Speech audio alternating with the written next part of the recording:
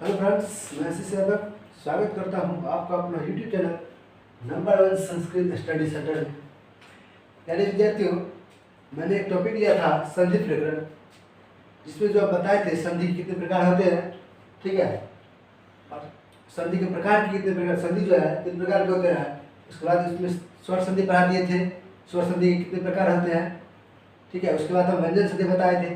व्यंजन संधि में जो है बताए थे, जो व्यंजन संधि 7 प्रकार के होते हैं। उसमें से आप जो है 5वां नंबर तक पढ़ लिए थे, और छठा है अनुस्वार। छठा क्या है? अनुस्वार। ठीक है, ये अनुस्वार यहाँ देखिए अति देते हैं, ये कभी जो हम ये अनुस्वार, ठीक है, या इसको ऐसे लिख सकते हैं, यही मौलन की जो अनुस्वार में बदल जाता है, क्यों बदल जाता है वही कह रहे हैं। उसी का सूत्र है अनुस्वार। ठीक है, ये कहा है टॉपिक अनुस्वार। व्यंजन संधि का जो है छठा प्रकार है। ठीक है, छठा प्रकार आज हम लोग पढ़ेंगे व्यंजन संधि का छठा प्रकार। ठीक है, उसका सूत्र होता है मोनुस्वार। क्या होता है? मोनुस्वार। ठीक है, करते हैं, आप लोग लिखिएगा। यदि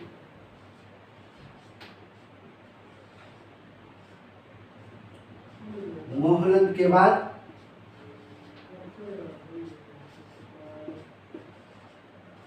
मोहलन के बाद, ठीक है, मोहलन के बाद, यदि मोहलन के बाद कोई व्यंजन वर्ण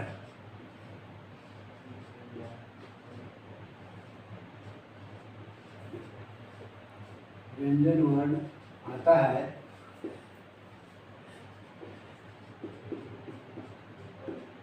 तो ये जो है मोहलन, ठीक है, मोहलन का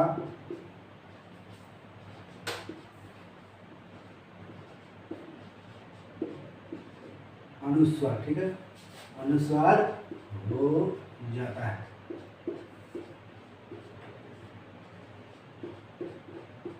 क्या लिखे हैं?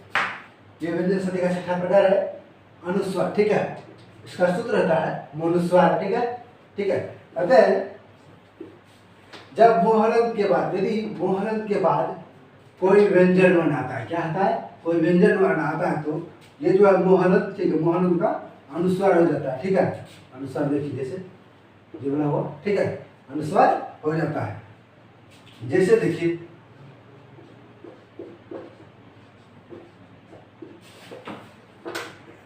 जैसे देखिए, अहम जोर गच्छामि। क्या लिखा है? अहम जोर गच्छामि। क्या बनेगा? अहम गच्छामि रहेगा यही, लेकिन इसमें थोड़ा सा चेंज होगा।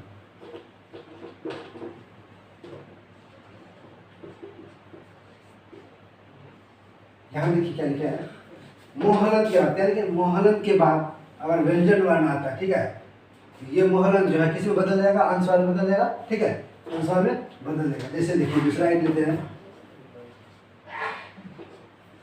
समजोर सारा। क्या बनेगा? संसार।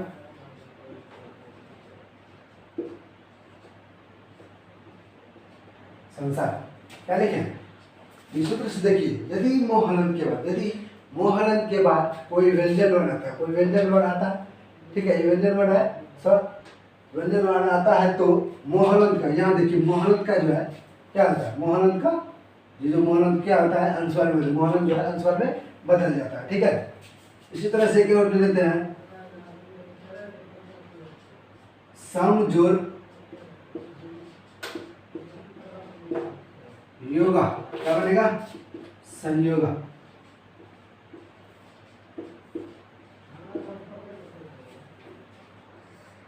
मोहलन के बाद कोई व्यंजन वर्ण आता है, व्यंजन वर्ण आता है, ठीक है, क्या मोहलन का जो है अनुस्वार में बदल जाता है। ठीक है, यहाँ देखिए, चलिए यहाँ तक आप लोग लिख लीजिए। ठीक है, क्या लिखा है? व्यंजन संधि का छठा प्रकार है, सूत्र होता है मोनुस्वार। ठीक है, अनुस्वार का सूत्र होता है मोनुस्वार। यदि कहते हैं मोहलन के बाद कोई व्यंजन वर्ण आता है, क्या आता है? व्यंजन वर्ण आता है, तो मोहलन का जो है, मोहलन का जो है अनुस्वार है तो मोहलंत जो है अनुस्वार में बदल जाता है। यहाँ देखिए एग्जाम्पल से बताएं आपको, ये जो देखिए मोहलंत के बाद कोई व्यंजन वर्ण आया तो जो मोहलंत जो है अनुस्वार में बदल गया। फिर यहाँ देखिए सम जो यहाँ देखिए मोहलंत है, मोहलंत के बाद व्यंजन वर्ण आया तो ये क्या बनेगा, अनुस्वार में बदल गया। समझा समझो योगा देखिए, ठीक है, तो क्या बदल गया, संयोगा, क्या अनुस्वार में बदल गया। चलिए यहाँ तक लिखिए। अब बताएंगे व्यंजन संधि का 7वां प्रकार क्या है, इसके बारे में बताएंगे। चलिए तो इसको मिटाना तो पड़ेगा, जल्दी जल्दी इसको लिख लीजिए। चलिए एक नोट देके लिखिएगा।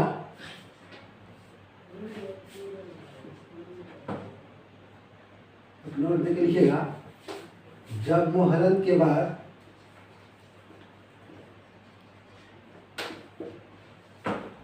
क्या लिखिएगा, जब मोहलंत के बाद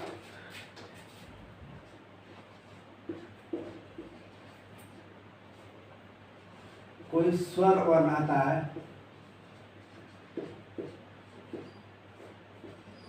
कोई स्वर आता है तो मोहलंत का परिवर्तन नहीं होता है।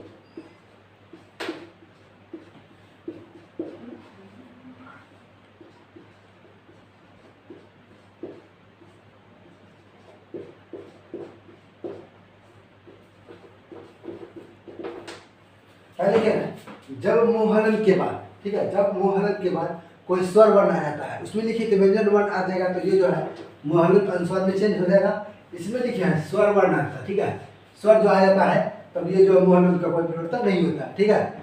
जैसे देखिए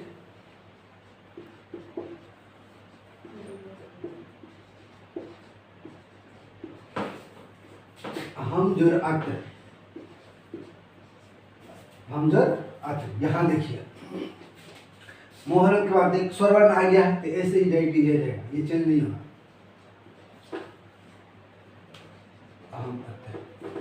ठीक है, यही रहेगा।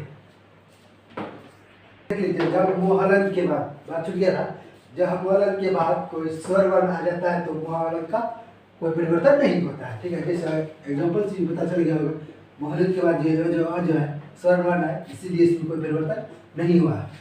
अब बताएंगे व्यंजन संधि के 7वां प्रकार, ठीक है। 6ठा प्रकार हम पढ़ लिए थे, आप 7वां प्रकार बताएंगे। तो चलिए पहले इसको मिटाते हैं, उसके बाद देखेंगे 7वां प्रकार क्या है। व्यंजन संधि का 7वां प्रकार है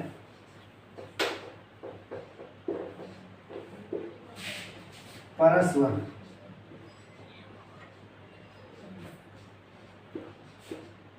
परस्वर, ठीक है, परस्वर।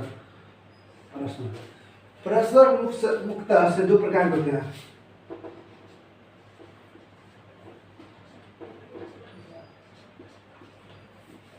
परस्वर जो है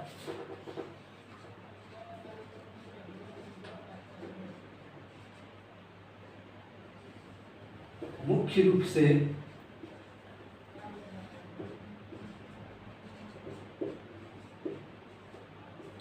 दो प्रकार के होते हैं।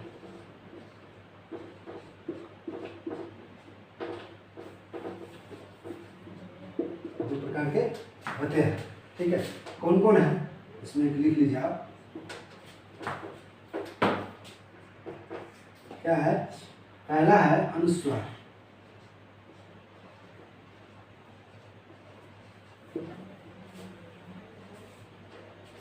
अनुस्वार का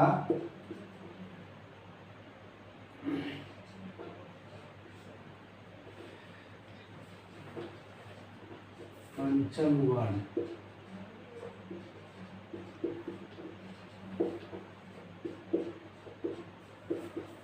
परिवर्तन। दूसरा है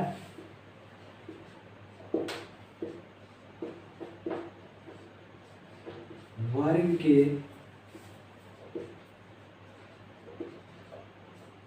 प्रथम वर्ण का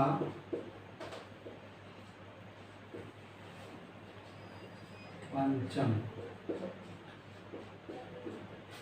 वर्ण में परिवर्तन।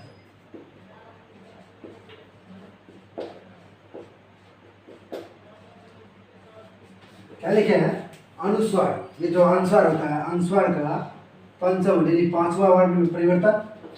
और दूसरा है वर्ग के, वर्ग कितने होते हैं, 5 होते बताए थे पिछले में। वर्ग कितने थे, क वर्ग, च वर्ग, ये सब जो वर्ग है, ठीक है। वर्ग के प्रथम वर्ग, वर्ग के प्रथम वर्ग, जिससे क का पहला वर्ग क हुआ, ठीक है, क वर्ग का पहला वर्ग, क वर्ग को पंचम वर्ग क्या क्या कहते हैं, वर्ग के प्रथम वर्ग, वर्ग के प्रथम वर्ग का पंचम वर्ग, पांचवा वर्ग में परिवर्तन। क का अंग में, च का यो में, उसी तरह से, ठीक है। जैसे देखिए अनुसार लिखे हैं, यहाँ देखिए बता देते हैं कथी से।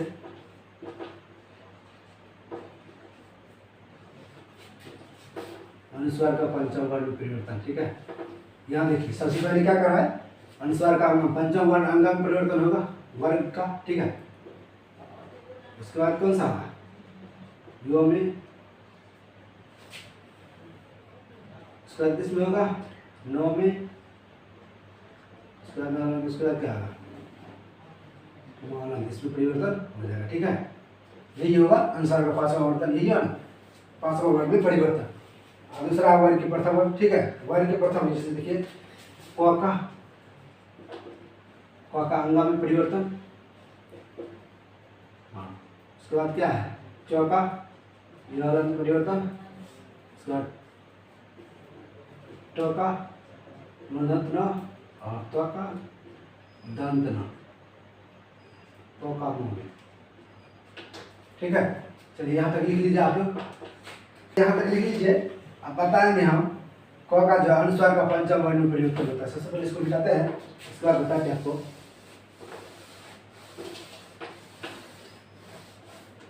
ठीक है, क का है अनुस्वार, ठीक है। ये जो होता है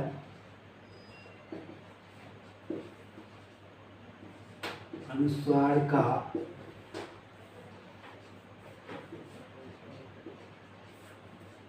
पंचम वर्ण, पंचम वर्ण में परिवर्तन।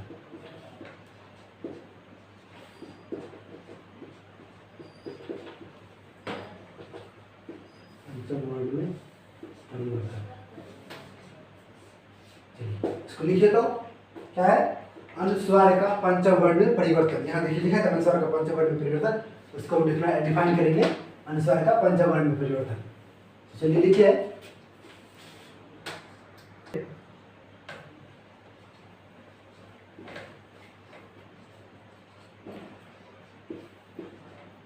अनुस्वार के बाद,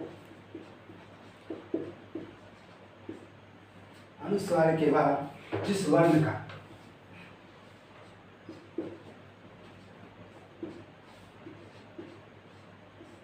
अनुस्वार के बाद जिस वर्ण का वर्ण आता है,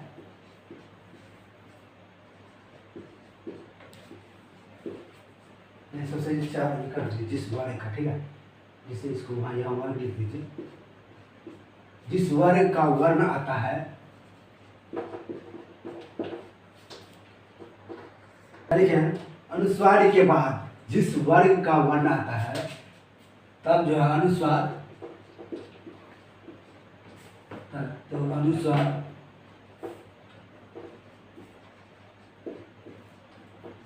अनुस्वार जो है उसी वर्ग के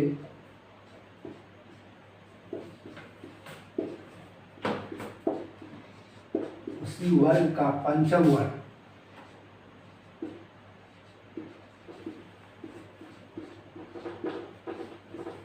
पंचम वर्ण में परिणत हो जाता है।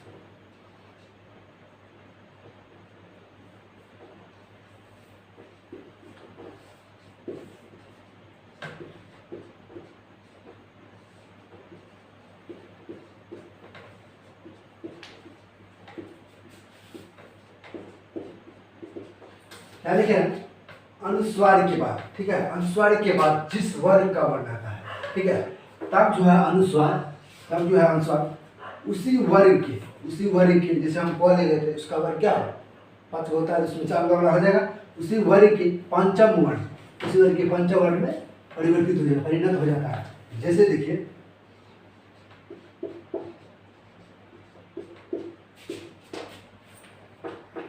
देखिए अंजर ठीक है।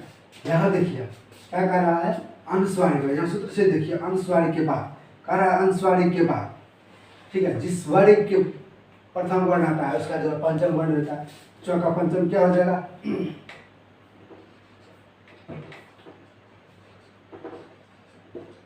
यो वाला हो जाएगा, चौका यो पंचम। ठीक है, इसी तरह से पंचम हो जाएगा। ठीक है, जैसे दूसरा देखिए चंदन, ये दो है। ठीक है, करा है तो ये जो है दो किसका है, तो का है, तो का लास्ट वाला पंचम वर्ण में चेंज होगा। ठीक है, क्या बनेगा, नवे चंदन। ठीक है, एक और ले लीजिए,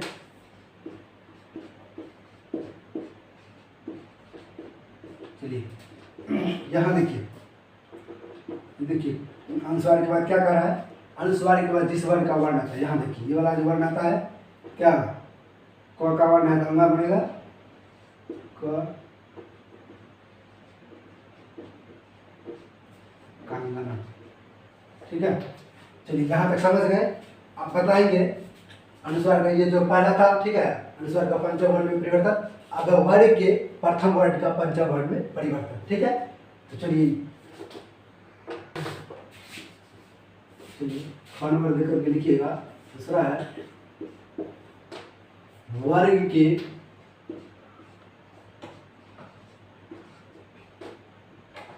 प्रथम वर्ण, वर्ग के प्रथम वर्ण क्या लिखे, वर्ग के प्रथम वर्ण का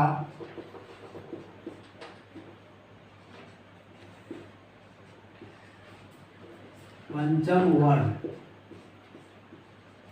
में परिवर्तन।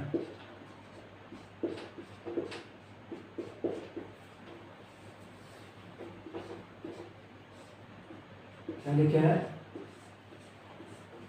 वर्ग के, क्या लिखा है, वर्ग के, जैसे जाने वर्ग कितने, 5 होते, जैसे वर्ग के, जैसे को वर्ग हुआ, वर्ग के प्रथम वर्ण, प्रथम वर्ण को हुआ वर्ग के प्रथम वर्ण। ठीक है, प्रथम वर्ण का पंचम वर्ण, को का क्या होगा, पंचम वर्ण अंक। ठीक है, पंचम वर्ण में परिवर्तन, जैसे देखिए चौका क्या होगा, यह होगा। ठीक है, चौका क्या होगा, मूर्धन्य न, और तो अलग में क्या होगा, दंत न, उसके बाद प का क्या होगा, म। ठीक है, कह रहा है वर्ग के प्रथम वर्ण का, सेकंड है वर्ग के प्रथम वर्ण का पंचम वर्ण में परिवर्तन। ठीक है, जैसे क का अंग में परिवर्तन, चौका युवा में, टोका न में, और टोका न में, और ब का म में परिवर्तन। ठीक है, उसी तरह से लिखे हैं, यदि वर्ग के प्रथम वर्ण, ठीक है, प्रथम वर्ण का प्रथम वर्ण ये हुआ, वर्ग के प्रथम वर्ण के बाद, ठीक है, क्या है, बाद कोई जो अनुनासिक वर्ण किसे कहा जाता है, उच्चारण स्थान बताए थे अनुनासिक वर्ण। ठीक है, इसमें आता है यो मो अंग, नो और मो आता है, ये सब जो वर्ण है अनुनासिक वर्ण आते हैं, जो कि नाक से बोले जाते हैं। ठीक है, क्या लिखा है, यदि वर्ग के प्रथम वर्ण के बाद कोई अनुनासिक वर्ण आ जाता है, यो मो अंग वाला, ठीक है, वर्ण आ जाता है, तो प्रथम वर्ण, ये जो है प्रथम वर्ण के स्थान में, जो प्रथम वर्ण के स्थान में, ठीक है, प्रथम वर्ण के स्थान में क्या आता है, उसी वर्ग का जैसे को वर्ण लेंगे तो उसी वर्ग का क्या हो जाता है, उसी वर्ग का पंचम वर्ण में परिणत, पंचम वर्ण हो जाता है। ठीक है, जैसे देखिए, जैसे लिखिए वाक जोड़ मयम। ठीक है, कहे वर्ग के प्रथम वर्ण के बाद कोई अनुनासिक वर्ण मोहरा, ठीक है, यो मोंगा जो शब्द मोहरा आता है, इसमें तो कहते हैं वर्ग के प्रथम वर्ण के बाद कोई अनुनासिक वर्ण ये मोह हुआ। ठीक है, बाद वर्ण आ जाता है तो ठीक है, प्रथम वर्ण के स्थान में, तो ये जो है प्रथम वर्ण के स्थान में, ठीक है, प्रथम वर्ण के स्थान में उसी वर्ग का पंचम वर्ण रहता है, उसी वर्ग का, इस ये जो क का किस में परिवर्तन हो जाएगा, अंगा में क्या बनेगा,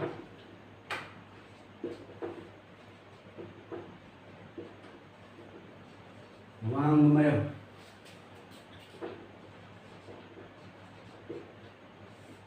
क्या बनेगा, वांग्मय। ठीक है, देखिए क्वा का अंग में परिवर्तन हुआ, उसी वर्ग का प्रथम अंग, अतः उसी वर्ग का पंचम वर्ण में परिवर्तन, क्वा का अंग परिवर्तन हुआ। ठीक है, देख लीजिए, सट जोड़ नवति, क्या है, सट जोड़ नवति, क्या बनेगा, सन्नवति। तो है, तो नौ में परिवर्तन हो जाएगा, पहला वर्ण को पंचम वर्ण में परिवर्तन हो जाता है, क्या बनेगा,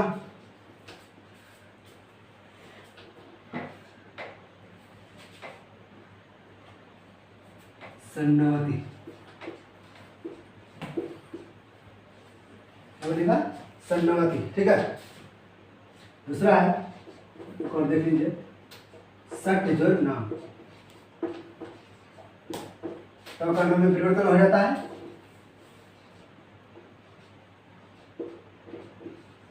क्या बनेगा, सन्नम। ठीक है, इसमें नाम परिवर्तन हो गया। ठीक है, चलिए यहाँ तक हो गया। अब बता देते व्यंजन संधि के 7 प्रकार होते हैं, इसमें से एक और महत्वपूर्ण है, त्व का ल में जो परिवर्तन होता है वो आप बताएंगे, एक्स्ट्रा लिख लीजिएगा, त्व का ल में परिवर्तन। तो चलिए पहले हम इसको मिटाते हैं, उसके बाद लिखेंगे। स्टार्ट देखिए, लिखिएगा, तो हलंत का ल में लो हलंत परिवर्तन कैसे होता है। ठीक है, इसका सूत्र होता है, सूत्र से याद हो जाएगा आपको, तोरली। क्या होता है, तोरली। ठीक है, चलिए देखिए तोरली क्या होता है।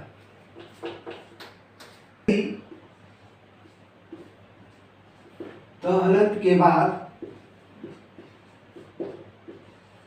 यदि तो हलंत के बाद ल वर्ण आता है, ल वर्ण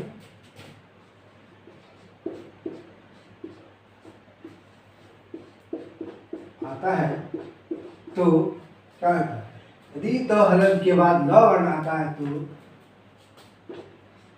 तो हलंत के स्थान पे,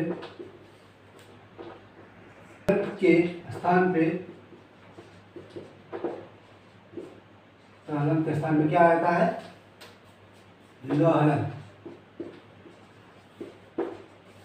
ल हलंत हो जाता है।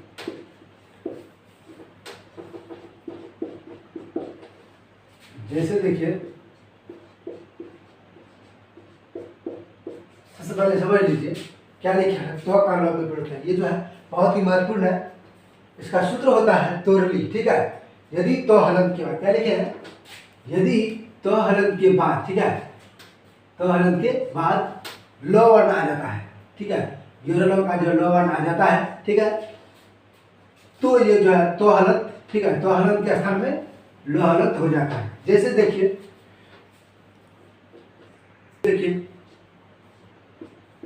तो हलंत जो लो बना तो क्या बनेगा, यहाँ देखिए, तो हलंत में लगा हुआ आधा हुआ, क्या बनेगा, आधा लो, उसके बाद ये पूरा लो।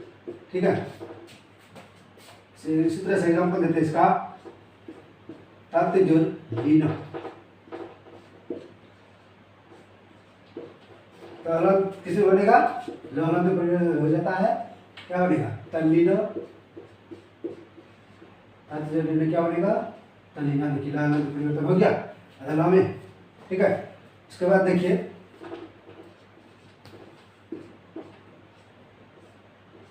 जगत जो लाभ, तो का लभी परिवर्तन जगलाभ।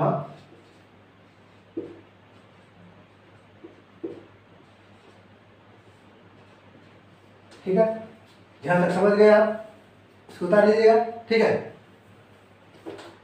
आज का मेरा टॉपिक था व्यंजन संधि का, जो है जितने भी प्रकार थे, 7 प्रकार थे, उसमें 7 बता दूँ, एक जो एक्स्ट्रा दिया है तो का ल में परिवर्तन, ये जो है बहुत ही महत्वपूर्ण है। ठीक है, इसको आप लोग ध्यान में रखिएगा। तो अब नेक्स्ट वीडियो हम बनाएंगे, जो आप व्यंजन संधि के बाद होता है विसर्ग संधि। विसर्ग संधि क्या होता है, उसके परिभाषा बताएंगे, उसके बाद इसका एग्जाम्पल देके समझाएंगे आपको। तो चलिए यही तक रहने दीजिए आज, ठीक है।